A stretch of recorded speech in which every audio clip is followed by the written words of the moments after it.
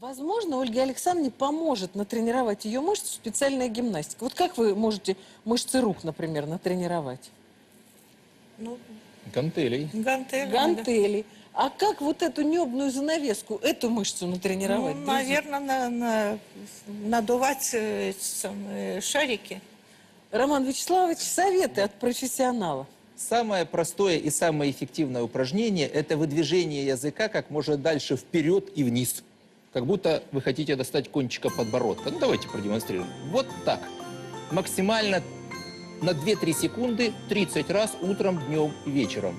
Тренируются мышцы неба, тренируются мышцы языка. А фактически, если мышцы тренированы, то они в тонусе, они меньше провисают и меньше вызывают крапа. Очень эффективное упражнение, но, как любые мышцы, нужно тренировать регулярно.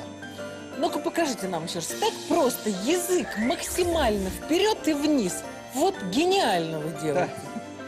Вот гениально, То есть вы друзья. показываете язык своему вот оппоненту, который вас обвиняет в том, что вы специально храпите. Вот так ему, да.